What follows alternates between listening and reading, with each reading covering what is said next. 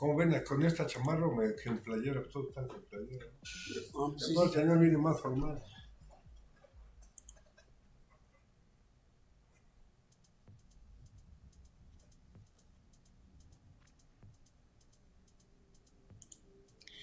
¿Qué tal, señoras y señores? Muy buenas tardes, es un placer saludarles. Y bueno, tenemos un invitado especial esta ocasión y está con nosotros Ricardo Arredondo Jr. Y bueno, mi nunca bien ponderado Marlon Huésped, muy buenas tardes. ¿Qué tal, mi querido Fer, Ricardo? Muchas gracias por estar en este programa de Ring Tropical.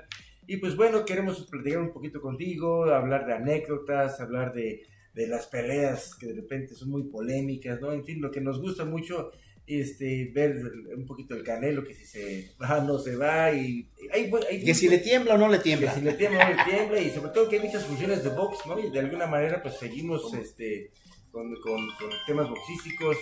Más adelante hablaremos con nuestro amigo Alberto Segura, que nos platique también de sus funciones y todo ese tipo de situaciones, ¿no? Sí, señor. Así es, mi querísimo Marlon. Bueno, pues de una vez al grano con Ricardo Arredondo. Ricardo, muy buenas tardes. Cuéntanos un poquito de tu trayectoria en el mundo del boxeo.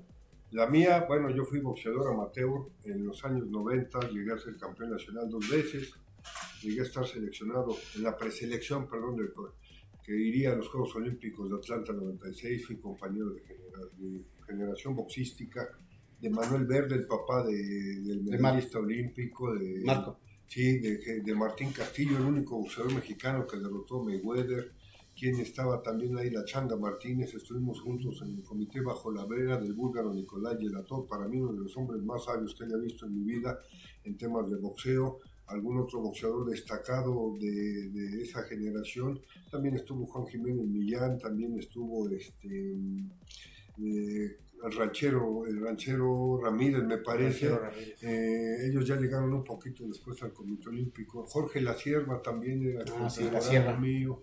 Esos eran de mi camada. Ya después inicié mi trayectoria boxística, me tuve que retirar por una lesión en la cabeza.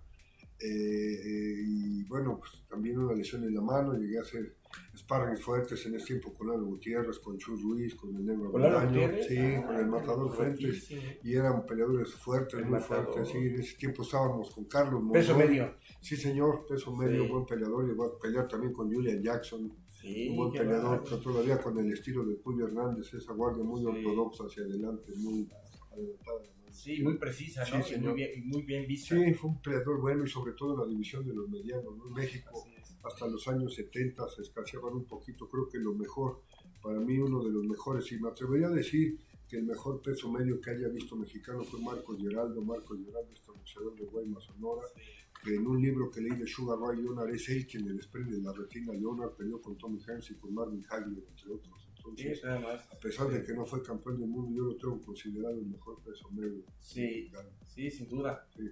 Fíjate que en esa época, perdón, que marcas tantos nombres tan interesantes, ahorita que decías a Lalo, que desde allá por las tierras de Misquiluca, un peleador muy fuerte, muy aguerrido, a lo mejor un poquito lento, pero era una pegada tremenda, muy fuerte, llegó a ser campeón nacional del peso medio.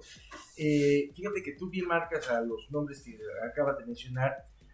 Yo creo que si esos peleadores estuvieran en esta época, otra cosa sería, ¿no? Otra cosa marcaría, a lo mejor habría más campeones mundiales en esas divisiones, porque realmente ahora el boxeo siento que ha cambiado, ¿no? En la forma del entrenamiento, en la forma de cómo llevan a los muchachos.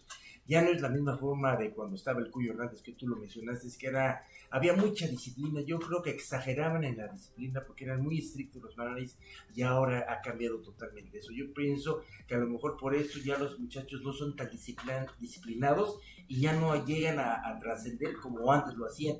Y antes había mucha competencia. Todos los nombres que acabas de mencionar eran peleadorazos, pero peleadorazos con una pegada tremenda, que muchos no tuvieron la fortuna porque a lo mejor le faltaba lo que ahora hay muchos padrinos, ¿no? Que había muchos apoyos con empresas, y júntate con este, júntate con aquel, y hay campeones que ni deberían ser campeones y son campeones porque la empresa los respalda, ¿no? Yo atribuyo a dos cosas. Primero que nada, efectivamente, aquella generación de hombres que, si bien no tenían una metodología científica para enseñar, eran excelentes entrenadores. Yo llegué a leer libros de que Betulio Gutiérrez admiraba muchísimo a don Manuel El Chilero Carrillo, de que Kid Azteca, bueno, también admiraba muchísimo al Chilero Carrillo, y también atribuyo algo. Hay algo que para mí, una ocasión que me tocó estudiar un doctorado del cual no me titulé, hablaban del fenómeno económico neoliberal que empieza a entrar en los 80s. ¿Qué tiene que ver eso con el boxeo? El fenómeno económico neoliberal reduce las capacidades del Estado.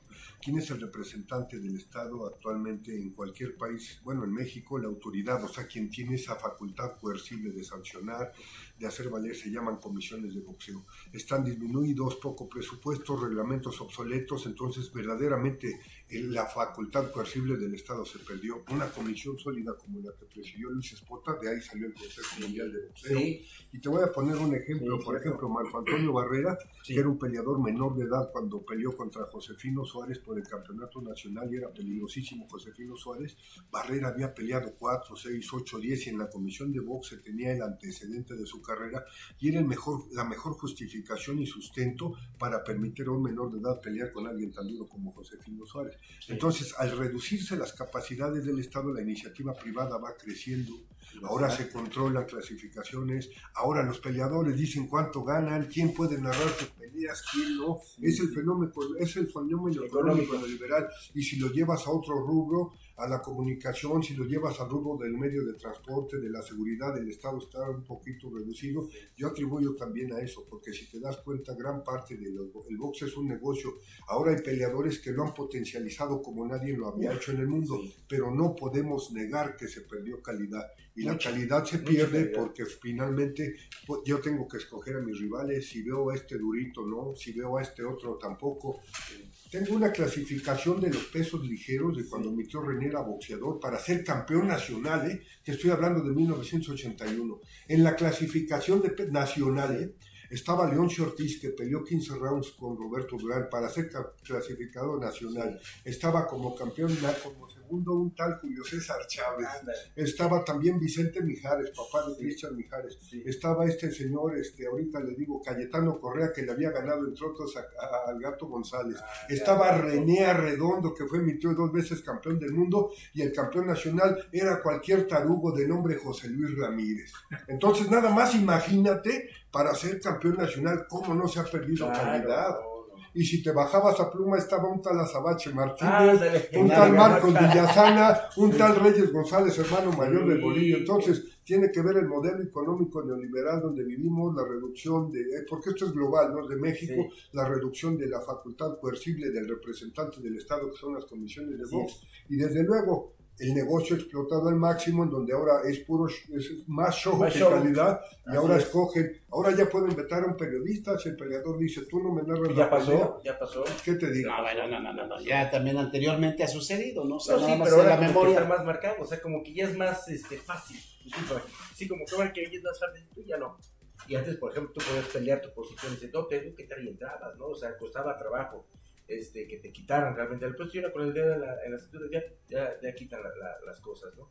Bueno, vamos a meterle un poquito más de leña. Supuestamente somos una cuna de boxeadores, o sea, entre México y Cuba. Pero no es cierto, hoy Estados Unidos no le puedes ganar.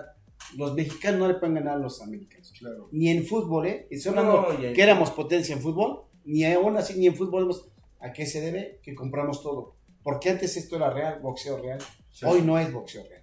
Hoy, o sea, es otra estrategia. Y según decimos que estamos evolucionando, podríamos bajarle un poquito a la agresividad, a la agresión, ¿no? Porque igual, como en los toros, ¿no? Que los quieren quitar, ¿no? O sea, no se trata de que se maten en un combate, ¿no? Pero, ¿hasta dónde sí es evolución boxística?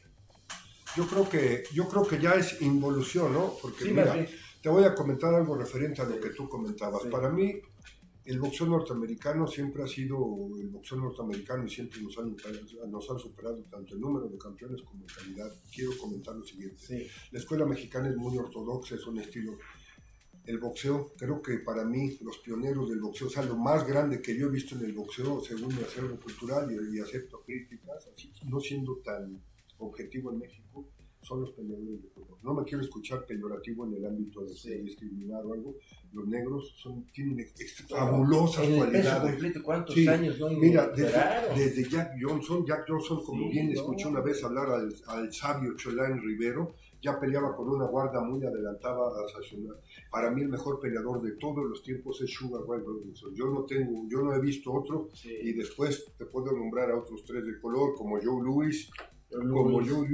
Para mí Sugar Ray Leonard también era la ciencia del boxeo, un hombre muy inteligente que pintaba, contragolpeaba, y desde luego a mí también me gustaba mucho Kid Gavilán, la manera de tirar el bolo punch, un golpe que no pocos, raros, realmente raros son los que lo hacen. Y digamos, en ese rubro de los peleadores de color, el que fue obviamente muy afamado o muy apoyado, Cassius Clay, ¿no?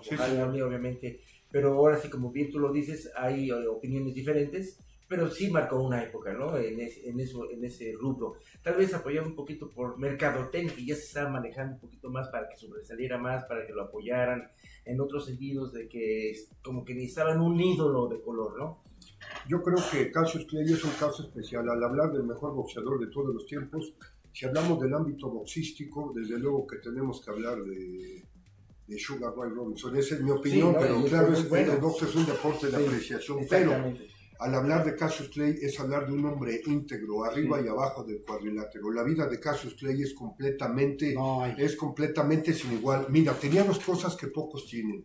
Un extraordinario jab, el cual le aprendió su sparring Larry Holmes, que para mí es uno de los mejores jabs del mundo, que he visto en mi vida.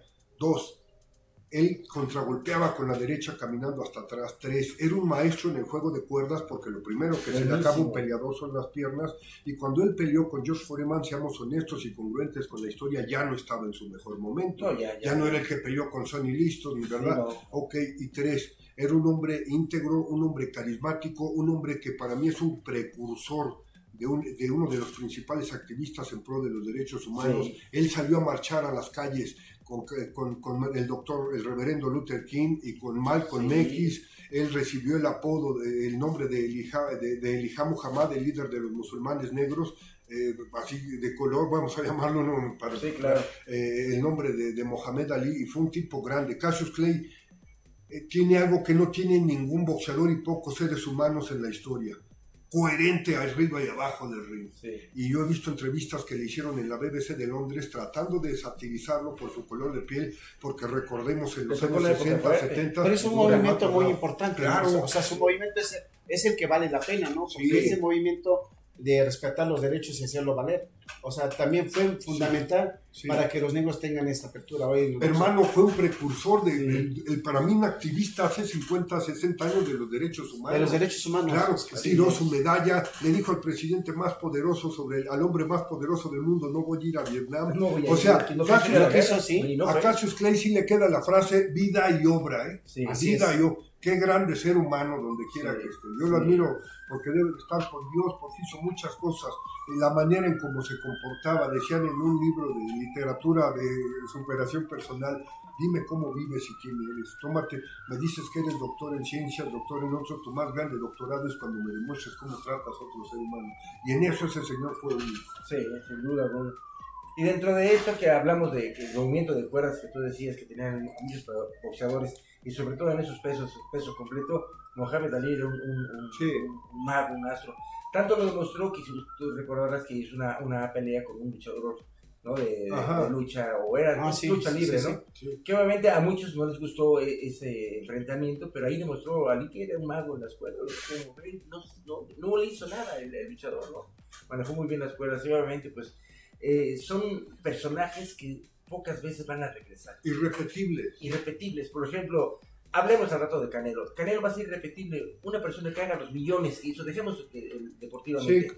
Dejémoslo deportivamente, porque hay muchas opiniones diferentes, ¿no? Pero lo que hizo con el dinero, lo que está haciendo no va a ser, pues es irrepetible. Fue muy claro lo que dijo. Si nos vamos, por ejemplo, hablemos de fútbol, un Hugo Sánchez, o las figuras Maradona, Pelé, son irrepetibles. Mohamed Ali es irrepetible, ¿no? Nadie se le va a igualar, a mi punto de vista, ¿no? ¿Quieres opinar? No, yo lo que iba a comentar, pues hablando de Canelo, yo creo que lo dijo Ricardo en un principio, de lo que es la parte que es un círculo muy pequeño, ¿no? Que se cerró. Entonces también yo creo que detrás de este espectáculo que venden es muy pequeño, o sea, y el pastel se lo llevan esas grandes. El respetable público no le queda nada, ni opinar. Sí, yo creo que Mira, yo respeto mucho, pero sí veo que el Canelo, o sea, rompió, mira, Canelo rompe con los paradigmas del boxeador. Recordemos que el campeón del mundo usualmente quedaba en la miseria, quedaba muy pobre, terminaba un final muy triste, en fin. Te puedo poner ejemplos nacionales e internacionales. Uno de los astros que yo conozco y que más me impresionó cuando yo era niño fue Wilfredo Benítez. Y ahorita tiene temas de salud muy graves y en fin. En ese aspecto el Canelo rompe con ese esquema porque ahora él es empresario, porque ahora él ha potencializado el boxeo como negocio, el mismo modelo económico neoliberal que prácticamente se traduce en un capitalismo salvaje les permite ganar bolsas que antes muchos tenían. En ese aspecto creo que tiene la trascendencia como el mejor mexicano de todos los tiempos. Eso no se le discute. Ya si hablamos de calidad de boxeo, si yo te nombro ahorita 10 pesos medios, es más para que no digas que te cuento. Venga. Sugar Ray Robinson, Bernard Hopkins, Roy Jones, Gerald McClellan, Marvin Hagler. Podemos hablar más para atrás de Mustafa Hanshaw, más atrás del argelino francés Marcel Cerdan. ¿Qué te digo si se me pasa Rodrigo Valdés y Carlos Monzón? Llevo nuevo Carlos Monzón y podemos hablar de otro peso medio. ¿Qué te gusta? Hasta Tom Hearns. No, pero podría haber, ¿quién es ahora ya de moda que puede subir, no? Ya ves, Pacquiao subió de Mosca hasta Welter, y cuántas divisiones no subió, ¿no? Son fuera de serie. Hubo un Armstrong. Sí. Siempre me confundo con el astronauta. Uno era Neil Armstrong y el otro Henry Armstrong. Hubo un Armstrong que peleó también, creo que en algunas divisiones, un grande de todos los tiempos, morenito de Estados Unidos. Muy parecido, a mí se me figuraba el semblante al de Chango Casanova, pero otro buenísimo de nosotros. Sí, no, es que en esa época que tú comentas había, no uno, había cientos de peleadores muy buenos, pero muy buenos. Y en el caso de que la calidad del boxeo se ha perdido, también yo pienso que tiene mucho que ver en los entrenadores, en los managers, que ya no son managers. Ya ahorita vemos un muchacho que está boxeando, ya hizo 3-4 peleas, hizo un campeonatito y ya es manager. ¿Y qué pasa? Que la comisión le da una licencia. Entonces, son gente sin experiencia. Entonces, por eso ahora los boxeadores, desde mi punto de vista, ya no tienen la misma calidad porque ya no les enseñan igual. Y hablemos a lo mejor un poquito del Canelo más adelante, pero un paréntesis. Pienso yo que su manager, que es Eddie Reynoso y Chepo Reynoso, no tienen esa calidad para poder llevar un campeonato realmente de verdad. Siento que este fue un cargazo de la libre, se salió del parámetro el Canelo, pudieron manejarlo administrativamente muy bien, lo hicieron una bomba, pero realmente si tú ves las peleas que empezó bien el Canelo, empezó más o menos bien, se ve que peleaba cinturón, peleaba fuerte, pegada, pero ahí se quedó, ya no superó, porque ya no le enseñaron. Esta última pelea fue realmente dramática porque muchos dicen, es que no tuvo esquina. Cuando tú tienes una buena esquina que dices, oye, ¿sabes que nos están atacando mucho por la izquierda? Tenemos que cambiar el plano, tienes que hacer más movimientos de cintura, atácalo por la derecha, dale la vuelta, pero tienes que cambiar la estrategia. Y nunca soy yo que el manager cambiara la estrategia. Nada más le decía, hey, pelea con corazón, mijo. Así es, mijo, con muchas ganas, mijo. Pues esos no son consejos, esas son tácticas. Sí, mira, yo sabes que admiro también mucho del Canelo. Ahorita te contesto la pregunta. Que a pesar de ser una persona famosa desde hace mucho tiempo, a pesar de ganar mucho dinero, no cayó. Él es profesional, hay que reconocerlo, es profesional, mantiene su mismo equipo de trabajo con el que inició, quiere decir que mantiene humildad, los pies bien puestos en la tierra, y yo sí también comparto tu opinión, he leído biografías, me ha tocado escuchar, poner mucha atención a las instrucciones, no sé qué hablaba de Arturo Julio Hernández, porque a lo mejor en alguna época de mi vida ahí conocí a Ricardo López, tuve la oportunidad de entrenar en el baño de Pita, al señor Gallardo, que fue el manager de mi padre, de mi tío, al búlgaro Nicolás Yelatov, desde luego a don Ignacio Beristain, al Traca, que era ayudante de Julio Hernández, pero por ejemplo también a personajazos como Angelo Dondi, Ray Arcel. Entonces sí, claro que hay un mundo de diferencia. El boxeo como ciencia, el boxeo llevado a su máxima expresión, pero como bien dices tú, la vida está llena de factores circunstanciales y a quien se le dan las cosas, ¿no? Hay que reconocer su trabajo y perseverancia también del entrenador. Y a mí sí también a mí me parece que es un gran es un gran peleador el Canelo, digo, en el mundo que le está tocando vivir, eso no lo podemos negar, así es. Y bueno, yo el tema de su entrenador, la verdad, sí, no, desde luego que no va a estar a la altura de los logros que él ha tenido. Yo también pienso así, con todo respeto, Y bueno, pues sí, en ese aspecto que creo que tienes toda la razón. Ahora fíjate, perdón que te interrumpa. Digamos, si ya tiene un equipo tan grande, tiene entrenador, preparador físico, psicólogo, bueno, tiene una... Estoy viendo la problemática, pues dejando un buen entrenador, dejando un buen consejero, un buen vocal, Pero no, lo que yo creo sea. que yo, Pero es que sí debe de ser, o sea, porque si no matan a la gallina de los huevos de oro. O sea, si yo veo que de repente me está fallando o no me siento, digo, hay que ser sincero con uno mismo, decir, me está faltando la capacidad, o sea, necesito juntarme con gente que me aconseje, que me diga que cómo llevarlo. Tú estás atrás coachándome, yo sigo siendo la figura, pero necesito un respaldo atrás. Y yo siento que en esas peleas falta ese respaldo. O sea, no estamos diciendo que cambie de manager, sino que simplemente se refuerce más con otras personas. bueno, o sea, ¿cómo es posible? Alberto Segura está en la esquina. La instrucción no puede ser que tú pierdas un round, 2 rounds, y la misma, o sea, lo mismo. O sea, no puede ser que pierdas 2 rounds por igual. O sea, tendrás que cambiarle, desde luego. Entonces no tienen, o sea, como siempre dicen que plan B, plan C, hasta que termine el abecedario, porque yo nunca le vi un cambio. Esa soberbia que tienen, porque al jefe no se le discute. O sea, es tanta soberbia, al jefe ya. No hay más que decirle al jefe. ¿Sí me explicó? Sí, porque sí. siempre ha manejado todo el placer. O sea, sabemos que esta es una industria. Él ya era el jefe, o sea, no le puedes gritar al jefe. Bueno, pero su otro consejero, pues es su propio papá, ¿no? El Chepo, ¿no? ¿Verdad? Digo, a lo mejor el Chepo no sabemos qué tanto le pudiera ganar en experiencia a Eddie, ¿verdad? Pero digo, hay que darse cuenta de la capacidad que tiene uno. Si yo estoy viendo los limitantes, porque de muchas peleas para acá el Canelo, pues siempre fue repetitivo, ¿no? O sea, fue un peleador pasivo, de repente soltaba golpes, cuando tenía la oportunidad no la tomaba, o sea que, digo, hay que ser más espectacular. Como una vez oí un comentario que dice que le falta el Canelo para poder sobresalir. No, pues necesita que le corten, que tenga un corte en la ceja tremendo. Se necesita verlo caer en la lona y que se levante y que prenda a la gente. Pues a lo mejor en cierta forma, pero buscando la pelea, ¿no? Pero buscando también realmente quién le aconseje, quién lo guíe. Pero los recursos le han faltado. Por eso es lo que una digo, pelea anterior que es no, lo que vamos, que necesita un respaldo de él, ¿no? Yo pienso, ¿tú qué opinas, mi querido Ricardo?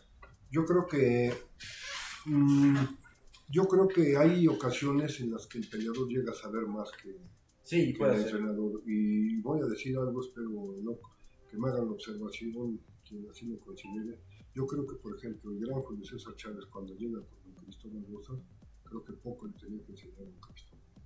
Creo que hay peleadores que, o sea, no hablo de la gran capacidad de don Cristóbal Rosas, sino que ya son peleadores hechos, formados y con un instinto para pelear que solamente ellos desarrollan. Por ejemplo, Rubén Olivares es un fenómeno, un grande de todos los tiempos, nunca se caracterizó, al menos ese es el recuerdo que mucha gente tiene por su disciplina, pero era un fenómeno, era un grande de todos los tiempos. Sí. Entonces, finalmente, el peleador, creo que cuando toca la campaña, escucha, y es muy buena la directriz que le da su manager, importantísima, pero ellos finalmente, yo creo que el caso de Canelo es un peleador que se acomodó con su entrenador y su equipo, hizo una mancuerna, porque es una mancuerna para efectos reales longeva, que no se rompió, mucho tuvo que ver la estabilidad, el profesionalismo y el que Canelo tenía los pies en la tierra.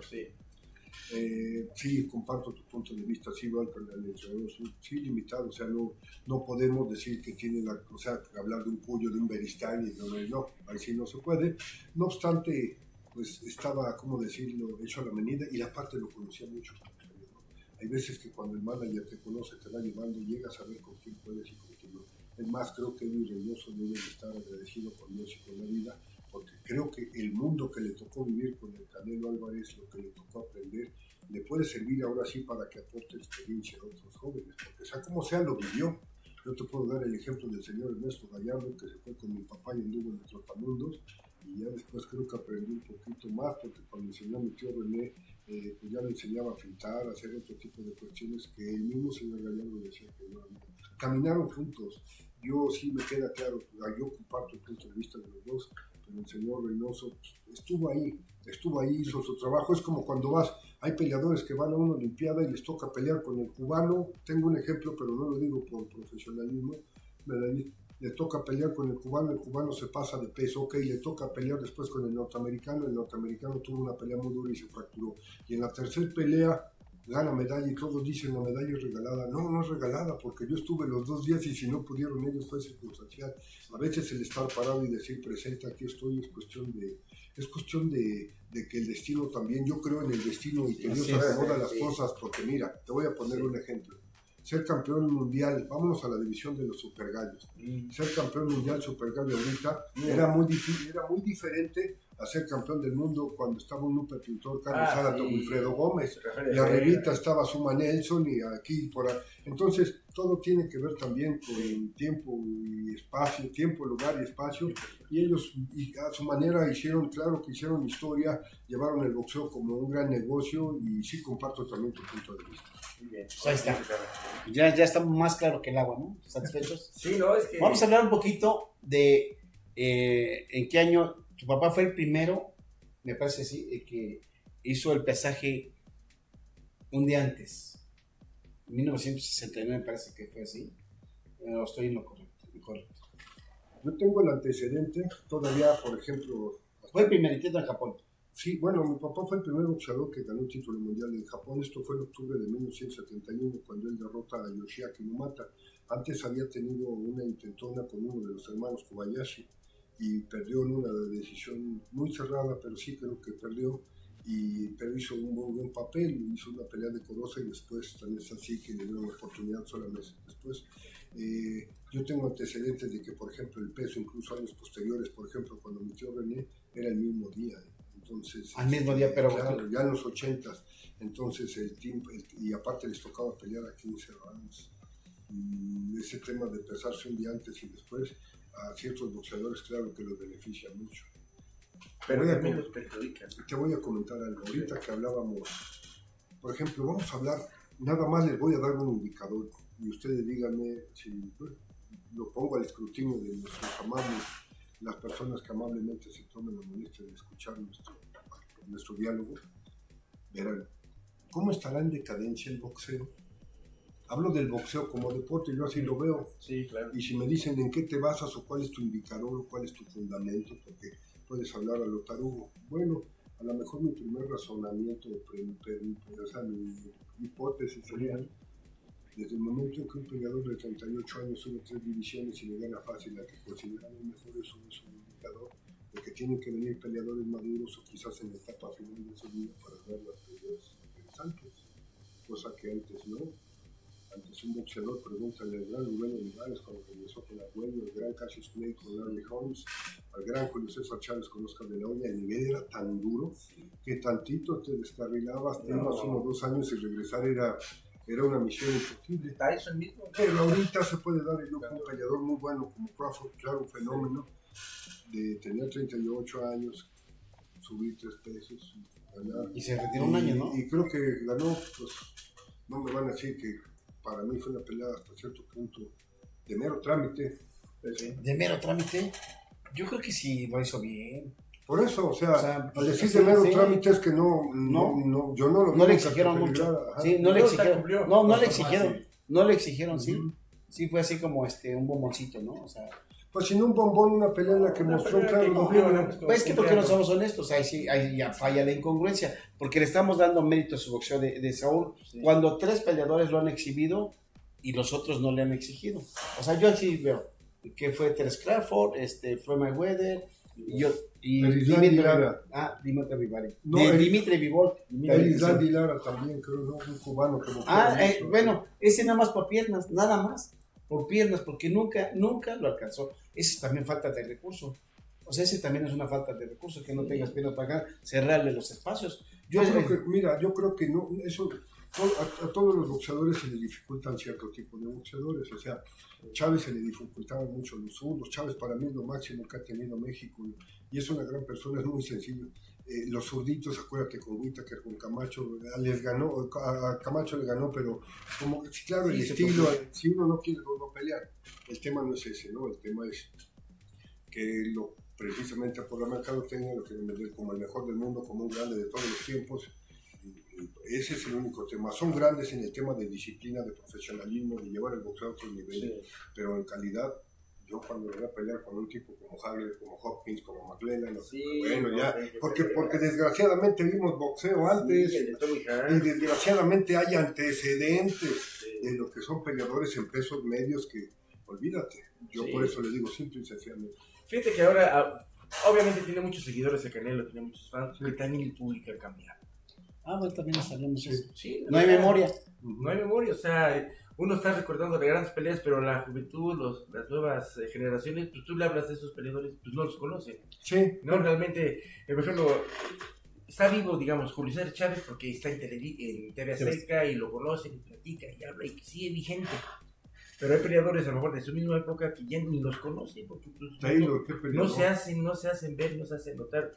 Me acuerdo mucho de Rafael Herrera Lemos, que era ¿Cómo no? que muy callado, el señor, muy callado, pero pasaba un peleador más pequeño, por decir, cuando fue presidente, y saludar más al pequeño que a Rafael Herrera, no lo reconocía porque también tiene que ver mucho el carisma, el darse a notar, el seguir vigente, ¿no? Es algo importante de alguna manera dar, no sé, clínicas de boxeo, contar tus experiencias, o sea, vivir realmente y seguir viviendo con otro tipo de cuestiones. O sea, si ya fuiste un gran peleador, pues bien, pero hay que seguir vigente. Te dejas de ser vigente y te acabas, o sea, las nuevas generaciones te olvidan. ¿Sabes a mí quién me parece un grande de todos los tiempos? Carlos Zárate, que golpeador es el máximo noqueador en la historia del boxeo mexicano. Sigue vigente, va a entrevistas. Mira, Zárate tenía el promedio más alto de knockouts, más que el Pipino Cuevas, más que el Duque Chávez, su Chávez, más que, o sea, su promedio de knockouts. Zárate era un gran peleador y un peleador con grandes cualidades, atributos técnicos y boxísticos, y era para que fuera también recordado. Siempre que se habla de los mejores de los 5, casi no lo incluyo, yo sí lo incluiría. Pero volviendo al tema de las generaciones, hoy es que la mercadotecnia hace su trabajo. Sí. Contéstame 2 preguntas y ya, lo demás lo dejamos como Bob Dylan, the answer is long, y la respuesta está en el viento.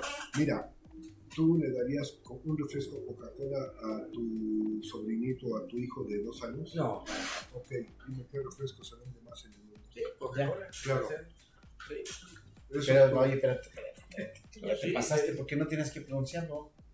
No le gusta la vecino. Eso es comercial. Sí, tú lo dijiste, sí, yo lo dije. Regista la caja, Sí lo comentaste ya.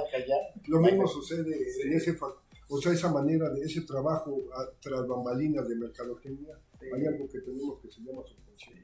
Los jóvenes ya no soy joven, pero se usaban tenis Nike por imitación del deportista, por referencia, por tantas cosas. Claro que eso influye en cuenta.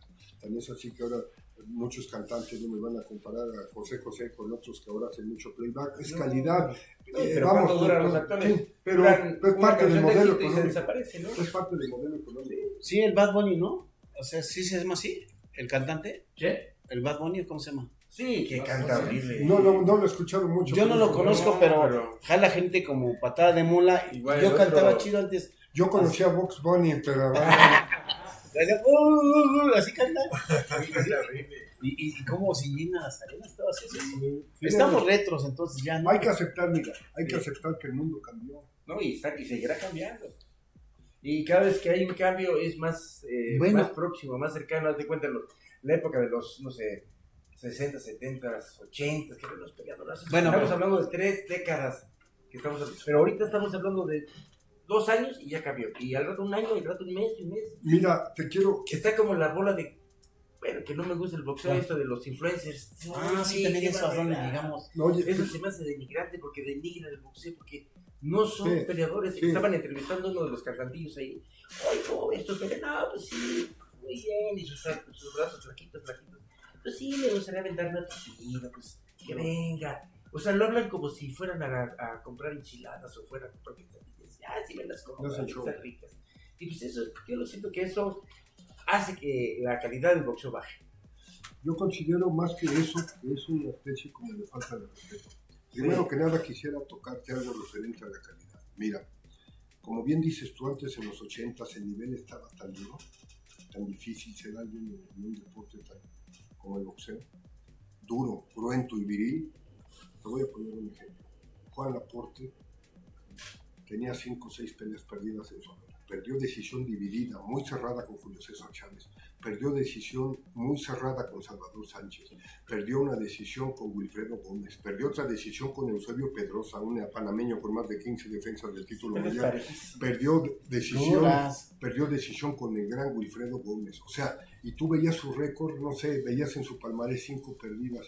Claro que los números no siempre son sinónimos de pérdida. O sea, claro que sí, y referente a lo que decías tú de la evolución y del boxeo, sí, todo cambió. Se perdió calidad, pero bueno, ya, lo bueno que nosotros ya vamos de salida. Nos queda criticar un No, poquito. pues todavía hay que ver. Y recordar, también lo digo, o sea, recordar es vivir, ¿no? Y no sé, a lo mejor habrá jóvenes, a nuevas generaciones de maneras que digan, no, pues estoy haciendo mal, quiero aprender más. Habrá alguien que sí se interese, inclusive puede decir, a ver, voy a ver peleas de antes, güey.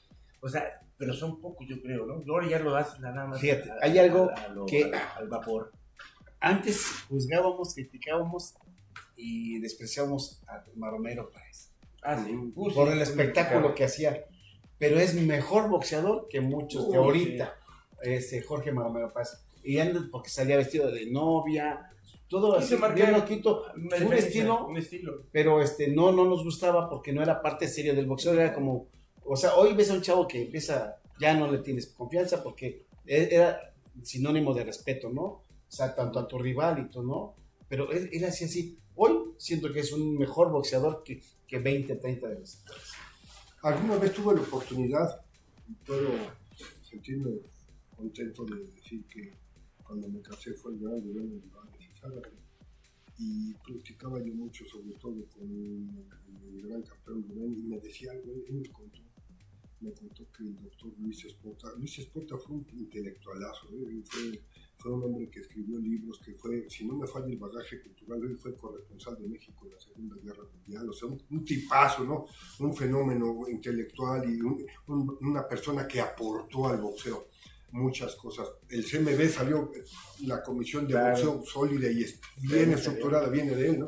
Entonces, a lo que voy es esto, Olivares, el gran campeón Rubén Olivares, me dijo que don Luis Espota le decía, el boxeador no te dejaban de estar tatuado, no te dejaban a veces tener el pelo tan largo, don Luis Espota se preocupaba te quitaban la barra, te hacían rasurar, para que los entrenadores tuvieran alguna escuelita ahí a nivel comisión de box, dándole a algunos enseñados a leer, tratar de alfabetizarlos, porque en aquellos años no había los medios de comunicación ni las redes sociales ni la facilidad de poder aprender o estudiar por internet y todo esto, y el boxeo es un deporte de abstracto, de gente de abstracto humilde, y las oportunidades eran pocas, pero a lo que voy es que sí, era un deporte serio, un deporte de caballeros, un deporte que tenías que no cualquiera se subía y no cualquiera le entraba, pero el Maromero fue bueno, mira, el Maromero peleó con Whittaker, con la Suma Nelson, con Oscar de la Hoya, sí, un extremadamente extrovertido, pero era boxeador al fin y al cabo, y ahora los influencers no son boxeadores, eso sí es más,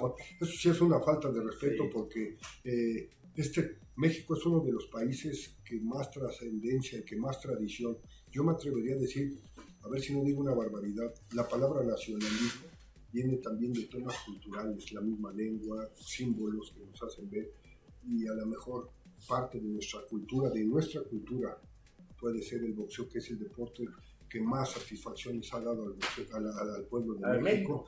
Ha dado ídolos que ni siquiera han llegado a ser campeones del mundo, como Akira Azteca y Rodolfo Chango Casanova, por nombrar otros.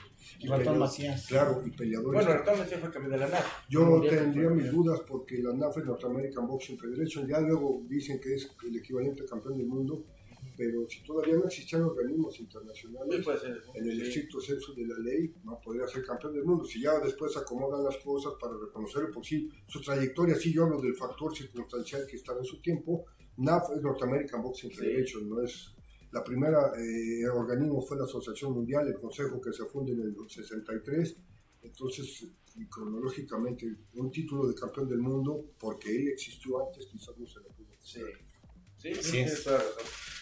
Y fue también un muy buen peleador, el Ratoncito, pero una persona que imagínate, llenó la Plaza de Toros México, sí, 56,000. ¿Quién ha llenado esa época? Y hay que tener en cuenta que cuando él llenó la Plaza de Toros, no existía, es mucho más meritorio, te voy a decir, porque no había los medios de comunicación, la propaganda, solamente radio, cómo se enteraba la gente, o sea, tener ese arrastre Hay otros peleadores que sin ser campeones del mundo han sido muy taquilleros y tienen un lugar en el corazón de la afición. Yo puedo citar a uno o a dos quizás, pero uno emblemático que era un hombre que tenía todo para ser un grande, un campeón del mundo, fue Rodolfo González, que creo que ahorita enfrenta.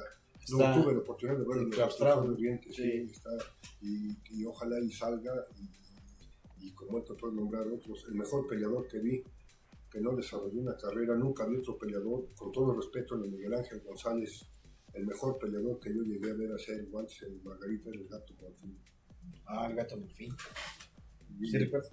Sí, no estás hablando, pero de Miguel Ángel González, el mago. El Gato Morfín era un fenómeno, el Gato Morfín era un fenómeno. Yo cuando era joven lo llegué a ver luchar en Margarita, tenía un jab sensacional, extraordinario. Creo que después tuvo un tema porque leí en el esto que lo apuñalaron o algo así, pero ese para mí iba a ser campeón del mundo. A su segunda o tercera pelea creo que peleó con el Diego Salazar, tenía un estilo sensacional. Me atrevo a decir, mira, Miguel Ángel me merece todo mi respeto, es un gran campeón, no se defensa, pero en cuanto a cualidades y capacidad de reacción, boxeo excelente, ya fintas y todo esto, a mí me parecía sensacional. Es el mejor que he visto, es el mejor que he visto en México. Sí, sin duda. Ajá. Ay, nomás, mi queridísimo, vamos a ver si tenemos mensajes por acá. Dice Oscar Cadena, saludos cordiales. Gabo Arriaga, saludos a la banda. Y también por acá ya está Gerardo Jiménez. Dice, a ver, por aquí lo vemos. Oye, lo moví. Es que me sale lo del pesaje. Ganamos por acá, porque si no, no vamos a estar ahí en las pifias. Dice, saludos estimado Fer y a Ricardo Arredondo desde el Mercado Martínez de la Torre, Colonia Guerrero, aquí dice. Y también me gusta que le preguntes a Ricardo cómo le ayudaría a la juventud que se interesa en el boxeo, mi queridísimo Richard. Mira, yo creo que primero que nada saludos a Gerardo y a la Colonia Guerrero, que es una colonia que quiero mucho, donde no nací pero crecí la mayor parte de mi vida. Me siento muy contento. La mayoría de la gente que quiero mucho es ahí, tengo grandes recuerdos. Ahí mi mami, en fin, mi hermano Manuel que vive ahí y demás, a quien le mando un fuerte abrazo, a mi carnalazo, el Durazno, ese es su apodo. Entonces, ¿cómo ayudar al boxeo? Más bien aquí la pregunta es, el boxeo, cuando se practica, ayuda mucho a los jóvenes. Aquí yo creo que lo que hay que ver es la manera de atraer a los jóvenes, de crearles esa cultura para que despierten ese amor, esa afición a lo que es el boxeo. Yo recuerdo cuando era niño, iba al gimnasio Atlas y veía a Jorge Zárate, veía peleadores como la Jaiba Salazar, veía peleadores como Joel Luna Zárate, y me gustaba mucho. El boxeo solito hace su trabajo. Los tres lo sabemos, no se necesita ser un grande de todos los tiempos para compartir un foro, para compartir nuestra pasión y exteriorizar lo que tenemos. En el boxeo hay lugar para todos. Los grandes peleadores nunca fueron quizás grandes entrenadores, y los grandes entrenadores quizás nunca fueron grandes peleadores. Sí. Los grandes periodistas a veces ni siquiera estudiaron ciencias de la comunicación. Para mí el gran, no sé si lo estudió, pero uno de los grandes locutores fue el doctor también, sí, don Luis Esponta, pero también el doctor y era un tipazo. Acaba de fallecer el doctor Alfonso Morales, don Jorge Soledad, en fin, ellos no sé si estudiaron periodismo, pero eran excelentes, muy diferentes a los que narran, ¿no? Yo pienso, por ejemplo, y ahora los narradores más bien son gritones. Sí, y aparte, si te pones a ver objetivamente, no se enfocan en lo que es. Mira, el narrar una pelea de box es una extensión del periodismo. Sí. Tienes que ser elocuente y narrar lo que estás viendo, y tienes que tener un bagaje cultural. Como el Mago Septién, que inventó un partido de béisbol, ¿no? Imagínate, inventó un partido de béisbol. Entonces, ahora los comentaristas pues se desvían mucho. Así es. Y los obligan también a decir, tenemos Ford, la camioneta más fuerte. O mira, Ford 4. O le hacen como el Mago Septién. Sí, fíjate, el Mago Septién era tan fregón. Sí. El Mago Septién era tan fregón que se dice que narró un partido de béisbol sin que existiera. Pero entonces los narradores de los que hablamos, la Malamita y todo esto, son tan fregones que estás viendo un tipo de pelea. O sea, sí la estás viendo y te narran otra cosa. Así. Sería un engaño doble si estuviera en radio, ¿no? Porque en radio tú ves, pero en radio pues no ves nada. ¿A quién les tocó escuchar peleas por radio? A mí todavía. A mí también. Sí, yo vi la de Chávez Taylor. ¿Te acuerdas de la Arena Coliseo? Estaban los de radio, los de Televisa, ¿verdad? Y unos narraban para radio y otros narraban para... ¿Qué capacidad de periodista? No, había muchos. Es a lo que voy. El periodista era tan capaz que yo te lo juro que vi la de Chávez Taylor, la escuché en radio, yo era muy joven y pues no tenía para el pago por evento, y la estaba escuchando en el departamento donde vivía en la colonia Guerrero, y te lo juro que estaba con la boca seca mordiéndome los labios, porque era mi ídolo Chávez, yo ya era un incipiente boxeador, pero narra sin tapú, o sea, sin exagerar, sin gritar y sin decir esto, narrando cronológicamente como narraba el doctor Morales y demás, te metían en la pelea. Eso se llama capacidad de transmitir, eso es un arte, no todo lo tiene. Sí, no. Por eso escúchenme narrar, porque mañana voy a estar en Texcoco narrando, para que se vean las tripas. Sí se enclausa la gente, ¿cómo no? La neta, No, y mira, te debes de emocionar. Por ejemplo, en mi caso, como anunciador de peleas de boxeo, ¿no? Ya tengo 30 años en ese ambiente, ya tengo mucho tiempo, pero algo que me gusta, porque a mí me ofrecieron ser comisionado, lo rechacé, fui secretario de la comisión un tiempo también, ahí sí lo agarré, porque le dije, es que yo no quiero ser secretario, quiero seguir siendo anunciador. Dijo, no, Rafael Herrera como presidente, dijo, no, tú sigue anunciando, pero vas a ser mi secretario, perfecto, ¿no? Pero a lo que vamos es que cuando te gusta algo, cuando tienes pasión por algo, es cuando realmente captas ¿En cuál, vamos a que estás aprovechando, en cuál pelea que anunciaste, creo que una de Julio César Chávez en la Plaza de Toros? ¿En serio? Que te haya temblado, cuéntame así que te haya temblado. No, es que fueron muchas peleas. Mira, yo tuve la fortuna de estar en la despedida de José Chávez cuando fue en la Plaza de Toros, anunciando al Terrible Morales, a Marco Antonio Rivera, al José Antonio Aguirre, muchos, al Canelo mismo cuando hizo sus campeones de campeonatos mundiales en México, yo se los narré. Pero los anunciaste. Se los anuncié, pero es una emoción que se debe de sentir para que tú la transmitas, porque si no la transmites tal cual que no se siente. Muchos boxeadores me han dicho, oye, es que sabes que cuando dices la Polonia fulana con tantos pedos, y lo vas elevando el tono de voz, pero lo vas adentrando y se los vas transmitiendo al público, es cuando tú captas la atención del público. Es algo muy importante, como tú lo acabas de decir. Cada quien en su rubro, pero hay que hacerlo con corazón.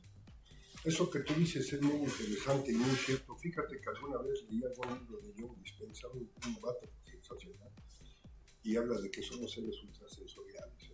Yo hay canciones que me pongo a correr y hay ciertas canciones y melodías que me hacen llorar y regresar al momento que me ilusiona o que me hubiera gustado hacer, porque la mente trabaja por sí sola. Sí. Hay canciones que me regresan al tiempo de cuando vivió mi mamá o de mi papá, como un aroma, como una alusión, él usaba mucho. Entonces sí somos seres ultrasensoriales, y yo creo que en tu profesión el tener ese vínculo con la gente, el narrar, el exteriorizar, el transmitir, el llevar a cabo las ondas sonoras que emanan de tu voz, de tu ser, ha de ser bien fregón, ¿no? Qué interesante. Sí, es bonito. Así es. Saludos, dice Jorge González, saludos compadrito y Fer, gracias, saludos a Jorge González. Te mandan un saludo a mi gran amigo Ricardo Redondo Jr., Alfredo Cayetano. Muchas gracias, mi querido Alfredo, te mando un fuerte abrazo, hermano. Y aquí estamos, mira, te mando un fuerte abrazo, un hombre que también apasionado del boxeo. Te mando un fuerte abrazo, Alfredo, Dios te bendiga. Así es, también te mandó bendiciones, aquí sea bendiciones, Dios les bendiga. Bueno, mi querísimo Marlon, llevamos exactamente 48 minutitos. Se ha pasado como agua. Sí, como agua, vamos ahí. Bueno. Pero me gustaría invitar a Alberto Segura, pero espérame, no. Aquí metemos para que no te vayas más pegaditos. No te vayas, Pedro, a dar la vuelta, ¿no? No te vayas. Háganse más para acá, para que no. Ahí estamos. Mi querísimo Alberto Segura, pues bueno, ya también cuéntanos un poquito. Acaba de ser una función. ¿Qué sigue para esta promotora que pues también la tuviste en Estamay un ratito? No, pues bueno, gracias por la invitación, gracias a mi amigo Marlon y a mi amigo Ricardo y tú, Fer, gracias. Pues mira, ahí estamos de la mano de la familia Aguilar, que ahí estamos haciendo, viene un proyecto grande, entonces ahí vamos poco a poco, y yo creo que de ahí vamos a empezar a hacer boxeo, yo creo que para el próximo año, ya empezamos.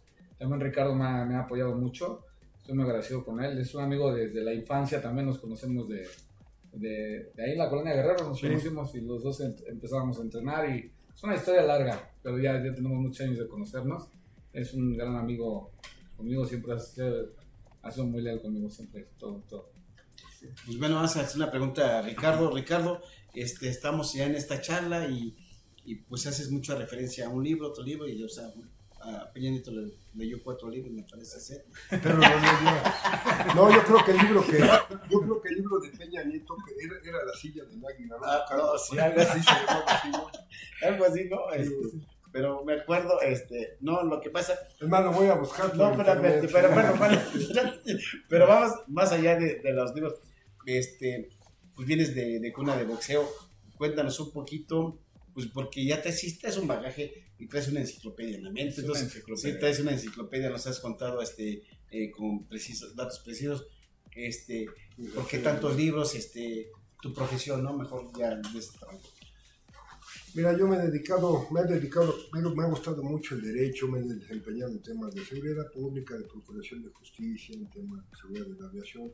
Mi vida profesional ha sido en el aspecto del servicio público, sobre todo, y me ha gustado mucho estudiar. Tuve la oportunidad de estudiar una carrera, 2 maestrías, 2 doctorados. No sé si me pueda titular, todavía no me he titulado de los doctorados, pero sí me ha gustado mucho leer, me ha gustado mucho, me gustaba, fíjate, ¿sabes de dónde me nace el amor a la lectura?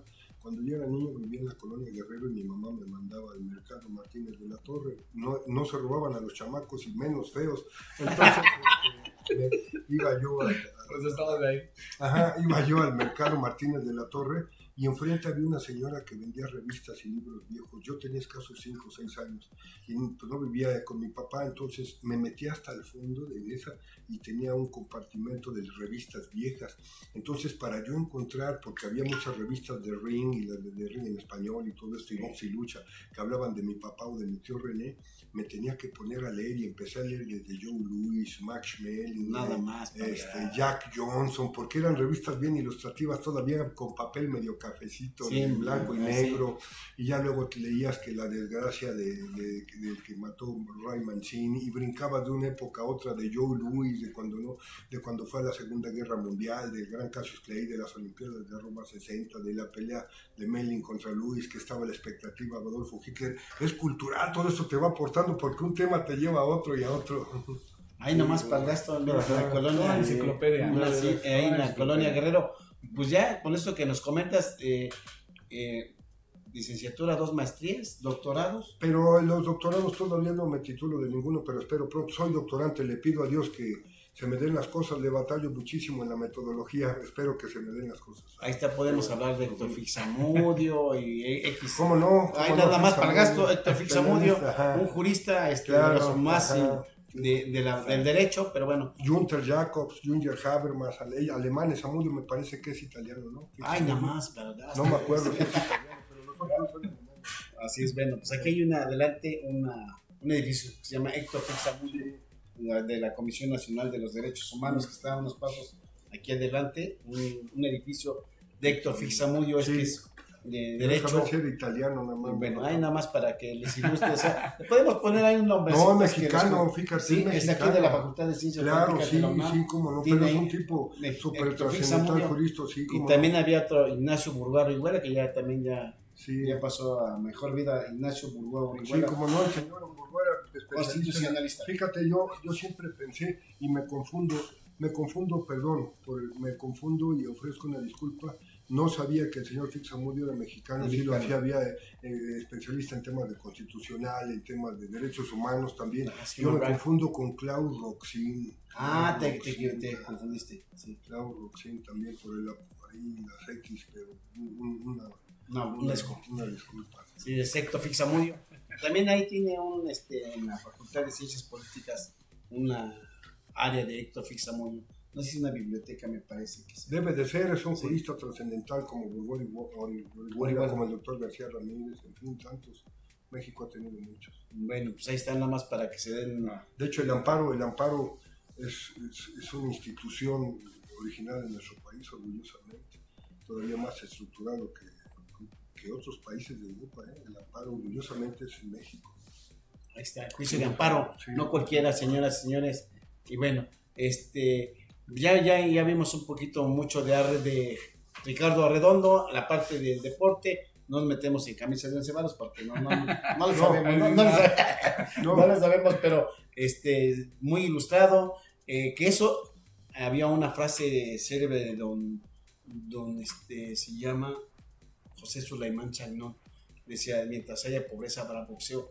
Hoy ya hay boxeo, pero ya no con ese nivel tan rezagado con un rezago educativo, ¿no? Hoy ya vemos muchos boxeadores que ya traen una carrera. Sí. Sí, yo creo que... No, el que comenta Félix, obviamente, ya los muchachos ya están preparados, ya son licenciados, son contadores públicos, se están por graduarse, ya vemos que pueden conjuntar bien el deporte con una carrera, y antes no se podía.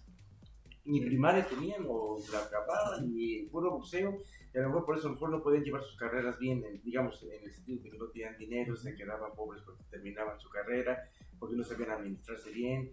Pues ahora ya como que piensen más un poquito más en el negocio, a lo mejor se abren otros parámetros, ¿no? Otras puertas para que sobresalgan más los boxeadores y puedan hacer algo. Y pero pienso que ese es un ejemplo también a seguir, o sea, de alguna manera abren las puertas para que otros jóvenes vean que ser un deportista de esa calidad te abre otros panoramas para que cuando termines pues puedas hacer un negocio y continúes, ¿verdad? Y no te quedes en el anonimato como muchos, ¿no? Yo creo que ahí sí tiene el primer lugar en la historia del boxeo mexicano el Canelo, porque para los millones que ha ganado, para cómo ha potencializado su carrera, y aparte el aparato para hacer que toda esa economía funcione y demás, habla de un tipo que le camina muy bien de aquí, que se ha dejado asesorar, porque yo creo que solo no puede, ¿no? Pero tiene su equipo de contadores, sus estructuras económicas, pero él es quien dirige y quien toma decisiones. En eso yo creo no hay solo un boxeador mexicano siquiera que se le las cosas como son, no hay uno siquiera que se le acerque en la capacidad y lo que ha hecho en romper con ese paradigma de pasar a los boxeadores que antes creo que a Rabanales le vendieron el pues sí, es dueño del Popocatépetl. O sea, me voy a los extremos, pero así le sucedió a otros tantos peleadores, no que les vendieron el Popocatépetl, pero que ganaban buen dinero, mexicanos y no mexicanos, y se quedaron sin dinero. Ahí sí el Canelo, mira, mi respeto. Sí, no, yo creo que sí, es bien administrador, economista, no sé si es... Visionario, todo. No, aparte tiene disciplina, no está metido en embrollos de nada. O sea, eso sí. O sea, una carrera digna a lo personal, a lo profesional. Profesional, así con extensión. Ya, es la verdad. Eso sí, no hay que ponerle tache en eso. Yo creo que había un boxeador que hasta Birlos de Oro le compraba su carro, imagínate. ¿En serio? O sea, imagínate hasta dónde llega la extravagancia. Digo, bueno, cada quien pues ya pasa. Imagínate que Ricardo estacionara. Oye, no, imagínate y que te quitaron un birlo, brother, hay unas cosillas, ¿no? Un centenario. Así es. Mi Ricardo, me da muchísimo gusto que hayas compartido con nosotros, es poquito tiempo, nos la pasamos muy, muy padre. ¿Algo que quieras aportar tú de tu ronco pecho para este programa?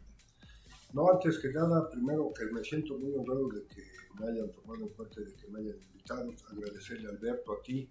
Gracias. Y los aprecio mucho también a usted por esa brillante trayectoria. Esa es una, dos. Ofrezco una disculpa porque la nacionalidad de mañana me van a colgar los turistas.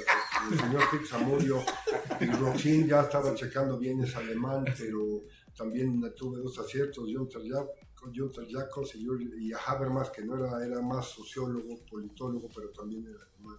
En tercer lugar, decirles a todos los jóvenes que practiquen el boxeo, porque si eres campeón del mundo o no eres campeón del mundo, lo que sí les puedo asegurar es que forma parte de la formación integral de un individuo, la disciplina, el deporte. Lo puedes practicar en la calle, lo puedes practicar en un gimnasito más o menos si tienes centavos, o en un gimnasio muy bien, y eso te lo llevas a la tumba, lo que se siente practicar, la satisfacción de ganar peleas a tu nivel, a donde llegues.